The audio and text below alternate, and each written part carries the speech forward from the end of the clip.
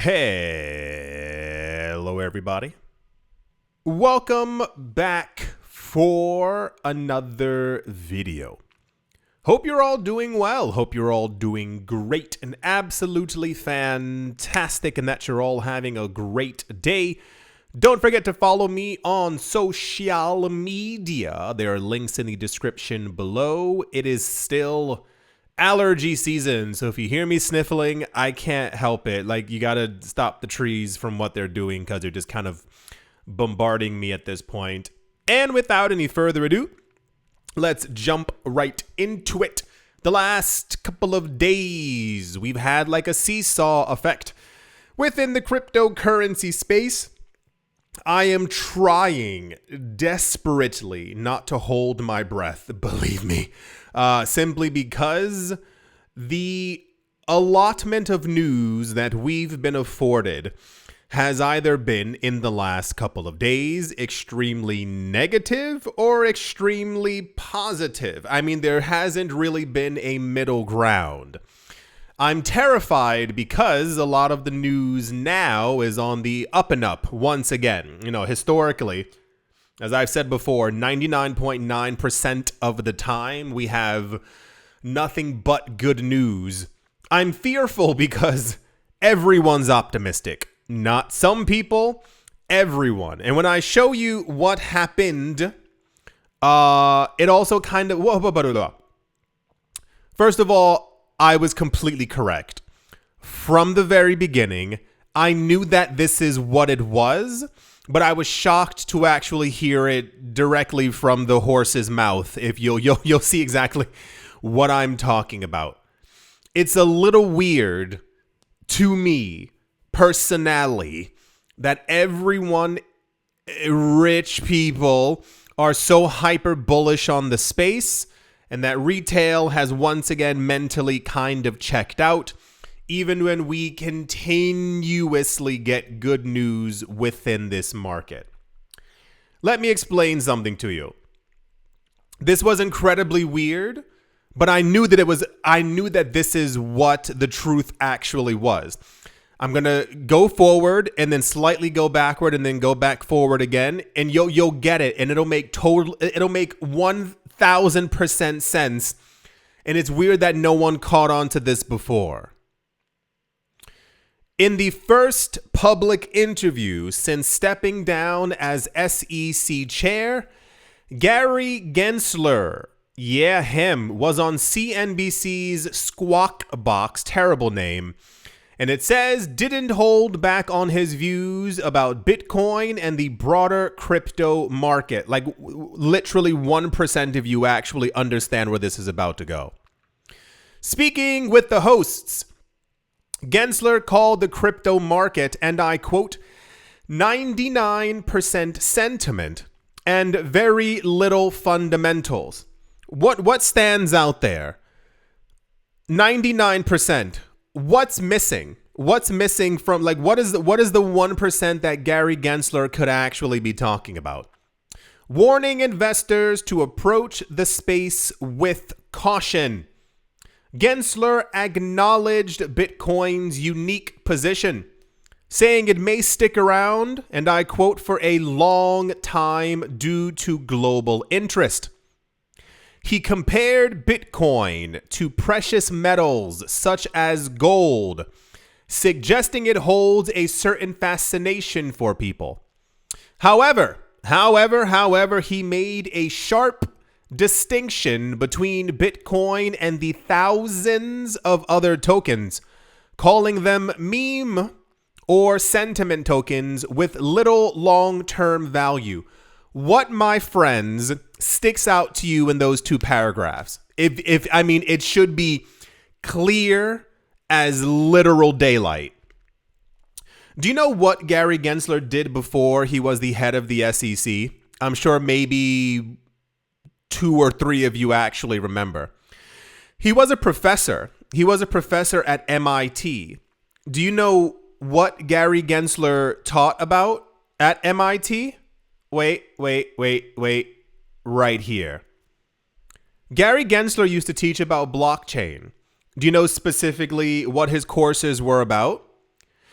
They were about Bitcoin and how amazing Bitcoin was and how Bitcoin was singular and that every other coin should essentially not be paid attention to because Bitcoin was the #1 coin.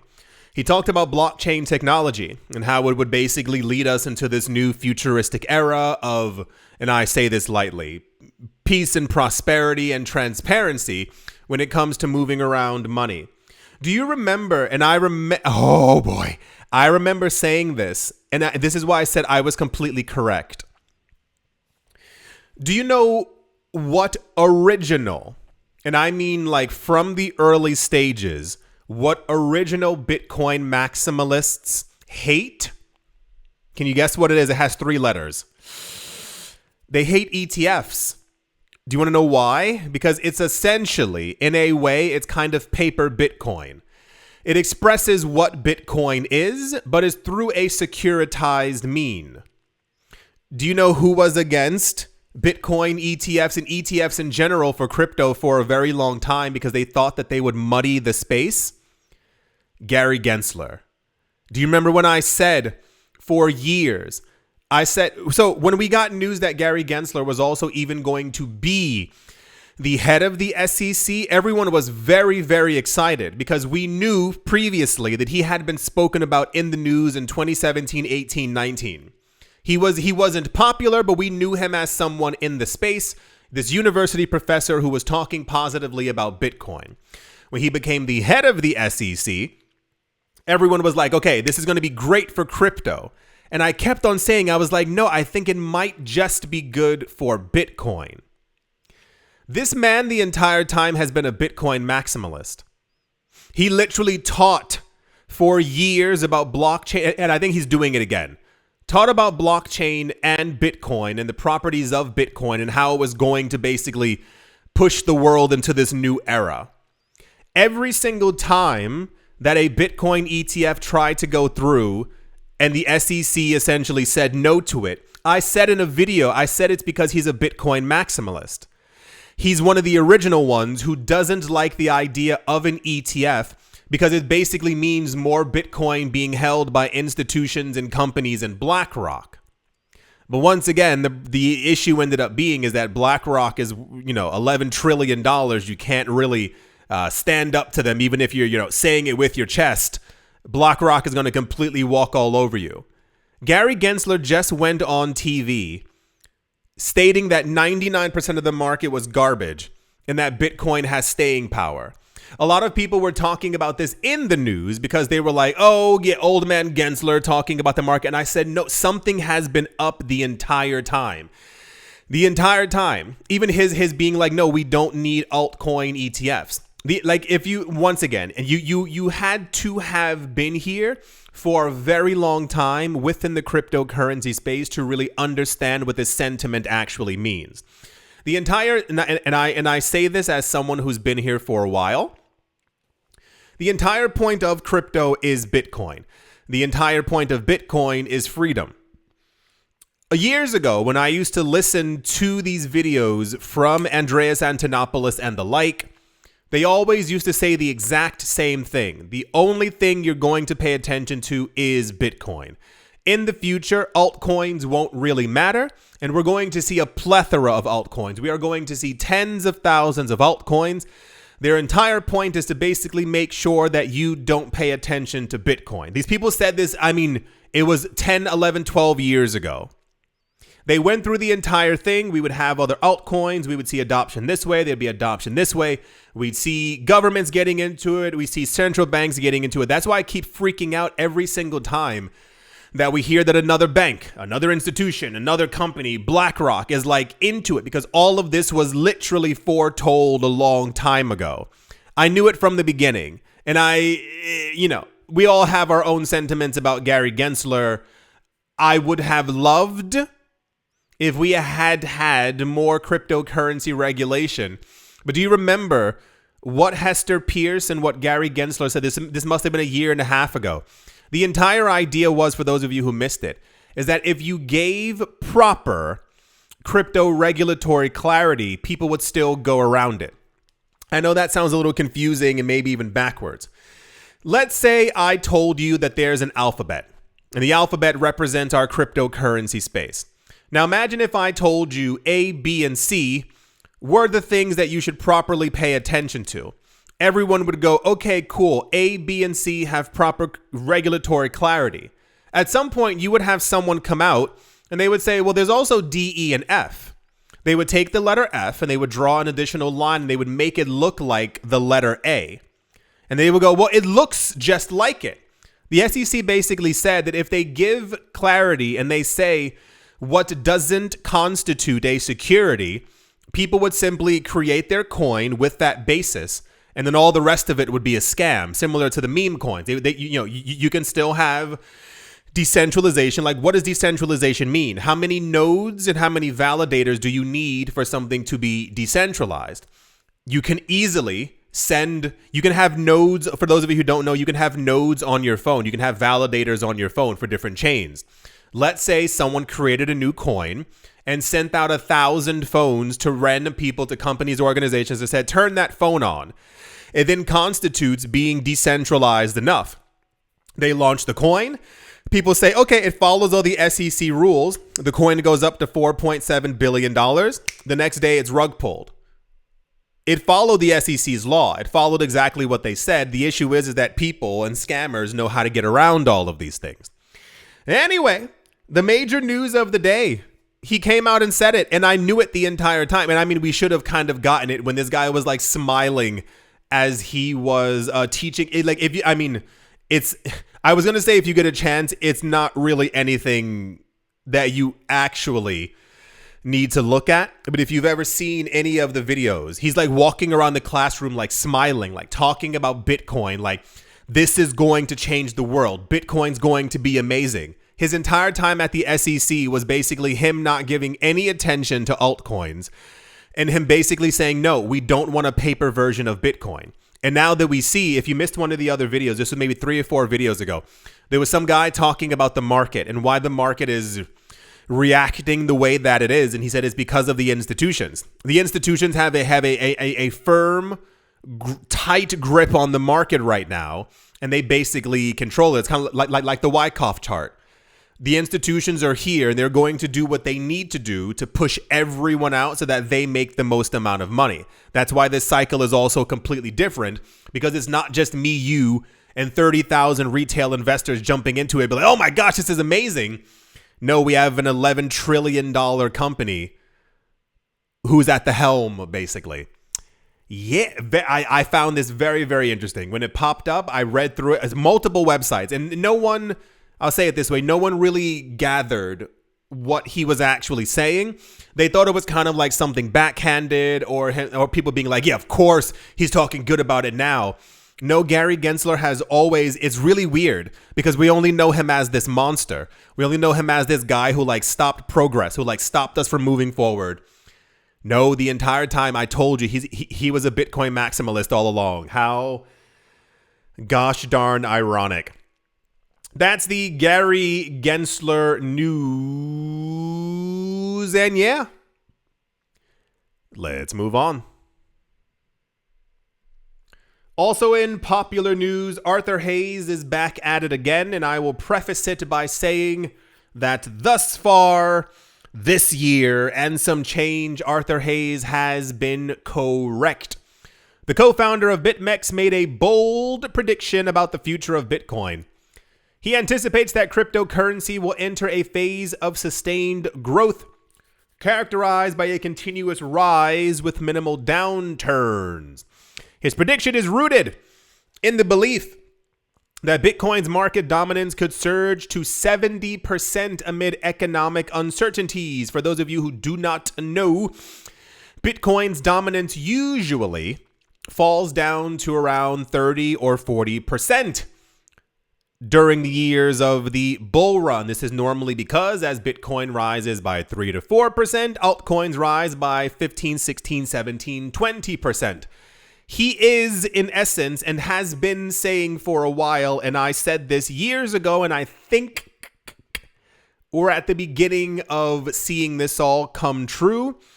We do not, and never have we needed 1 million altcoins. We barely need 30 of them. They all do the exact same thing. That's why they all have ICOs and STOs, and they all have smart contracts, and they can all do this, and you can stake on them, and blah, blah, blah, so-and-so.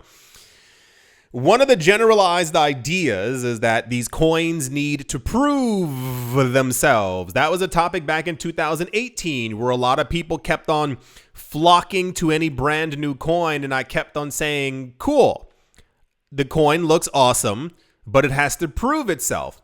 All these coins kept on coming forward saying that they had partnerships and usage and this was going to happen, and they didn't have partnerships and they actually had no usage at all. So we are witnessing, and I told you before, this would become more evident by the actual ETFs that the companies and organizations would be interested in.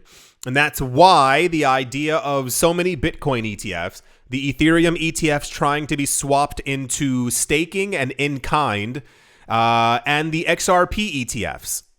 There's a reason why there's so much energy around a select few coins, and why a lot of people keep getting heavily disillusioned when they put their money into meme coins and these random altcoins expecting the price to go up to where Bitcoin is, and it's like, that's not how it works. I don't know if you saw, this was a couple of days ago. Coinbase found themselves in a little controversial spot because I think a meme coin launched on Base, like directly on Base, which just doesn't make any sense. And then I think the coin was rugged or something or other, and people were like, I can't believe it. And it's like, what are you doing to your money? Why are you so obsessed? This is why like the bull run has been so stagnant, because everybody was putting their money into meme coins thinking that that was going to be the new thing that was going to make them rich, as opposed to the thing that the White House said they were going to buy. It's nonsensical. It's just this constantly really weird loop. Apparently, he says that Bitcoin is going to enter an only rise and no fall mode, being influenced by the current regulatory environment. Yeah, we're in a very weird spot and probably will continue to be, as I said in a number of other videos. I know that people don't like real news, and I know a lot of times it becomes annoying or confusing when real things actually happen in the world. The reason why, if you get a chance, I'm sure you can find it online. You know that the market has been misbehaving and not doing as well as it should have since the beginning of February. Can anyone remember why? It's because of tariffs and news about tariffs and discussions about tariffs and the uncertainty around tariffs. We should be a lot high. I mean, it sounds like a broken record because it has to be. We should be a lot higher in price, and this economic uncertainty that we have is complete nonsense. With all this stuff that we're having right now, Coinbase also released what is it called? Some kind of a thing talking about like the current market moves. And they said, if things don't change, we are going to enter a crypto winter. There's no real, whatever about it. Like, this will become prolonged and prices will continue to fall. We need to actually mimic where we should be and how the market should be responding to stuff. But the problem also is that all the institutions are using the market as if it is a stock market. So whenever the stock market goes down, crypto is usually following the same exact trajectory. And we won't break out of that until we stop hearing about the tariffs. It's literally the thing that's causing the market to not move. Yeah. So, as I stated before, it's quite odd. All the institutions are every rich person, every institution. There's only good news about crypto, good news about the market, where things are going to go. God candle, Omega candle, prices moving up, only rise, no fall. I mean, across the board.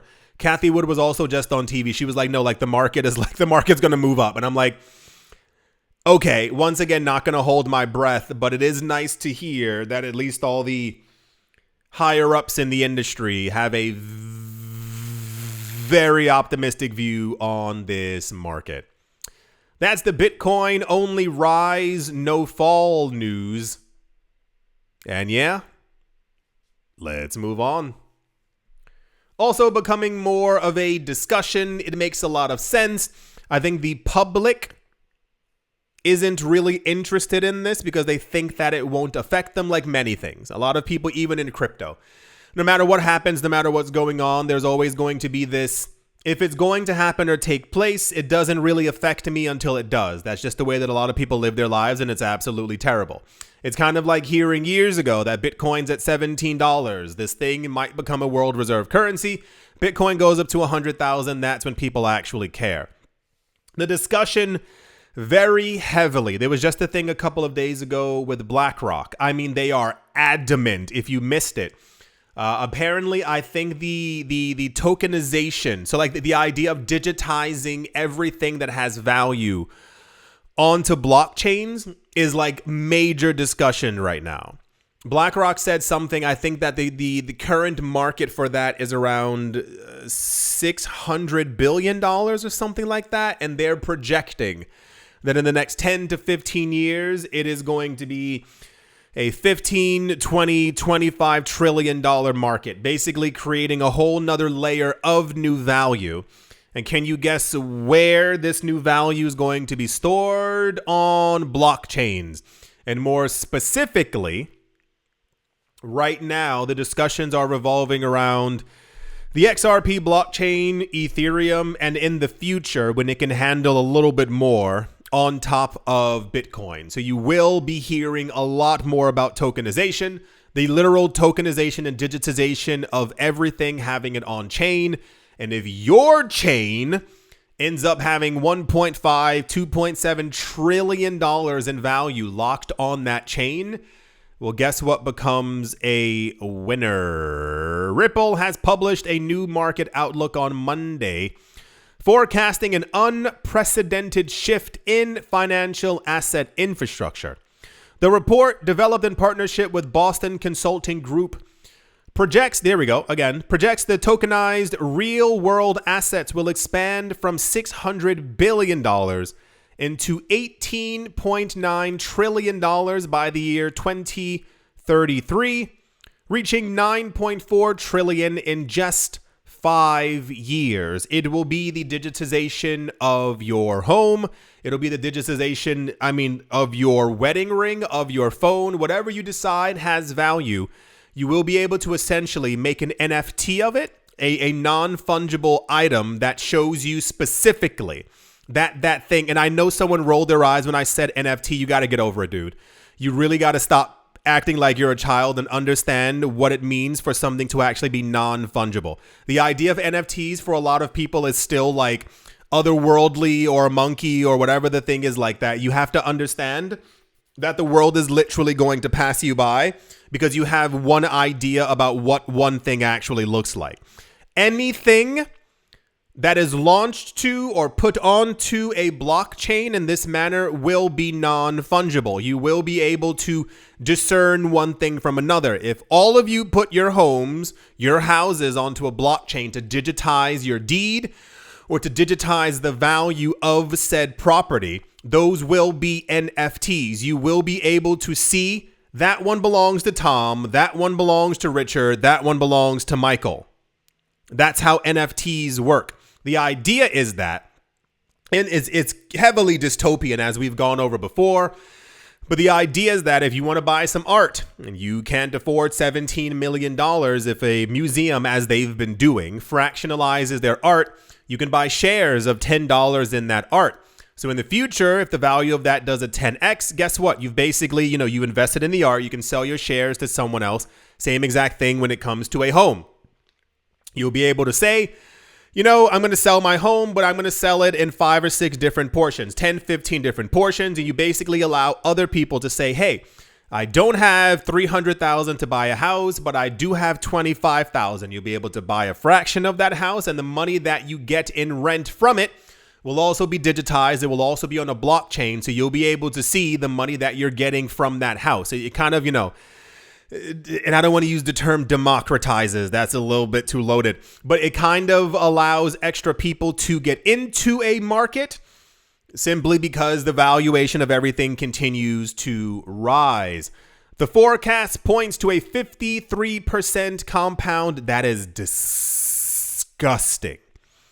The forecast points to a 53% annual growth rate. What? Driven by institutional demand, evolving regulation, and advances in blockchain infrastructure, Ripple stated, and I do quote, "The financial world is undergoing a fundamental shift. A new report by Ripple projects the market for tokenized real-world assets to grow from $600 billion to $18.9 trillion by 2033, with a CAGR of 53%, end quote. This is why I'm certain this is what it was. Ripple just purchased another company, and I think they paid $1.5 billion for it. And I think it was a tokenization company or something of the sort. Like, I forgot exactly what the purpose of the company was, but everyone online went completely bananas when we actually got the news for it. And when I say that you're at the beginning of all of this, I know sometimes it doesn't seem like it, or if prices aren't moving, you become lightly disillusioned because you want things to be more expensive so that you can brag to other people, whatever the actual case might be. No, like, we are literally at the beginning of all of this. And I will tell you from personal experience, I know it's very frustrating. I'm here with you. I want a $300,000 Bitcoin. I want a $15 XRP. But all the pieces are now like in place for all of this to actually happen. And the most important thing is, as I stated before, which coins and which chains are actually going to be used. This is why you're seeing such a large push by Charles Hoskinson, the creator of Cardano right now, to integrate with Ethereum, to integrate with the XRP blockchain, and to integrate with the Bitcoin blockchain. These are kind of the chains that are being chosen for the future of this digitization and the movement of money around the world. So it's not happenstance that Charles Hoskinson knows what's going on. But if your chain isn't being used and you don't have the partnerships, if you link up with these people and you say, hey, if I build on top of Bitcoin, people can stake their Bitcoin inside of Cardano, and you'll get passive income for it. Guess what happens? Your chain ends up getting a lot more value locked inside of it, and your chain is worth a lot more. That's how the future is going to be. Yeah, pretty okay news day. Nothing too crazy out there. It was very nice to have a day where it wasn't like, oh boy, okay, the next story is going to be a little bit scary or sad. But yeah, all the institutions are quite thumbs up right now when it comes to the cryptocurrency space. I do hope that you've all enjoyed. I hope you all are having a great day, morning, afternoon, evening, wherever you are, wherever the heck you might be. I do hope it is absolutely fantastic. Thank you all once again for watching, listening, liking, commenting, and supporting, and I will most certainly be talking to you all soon. See you.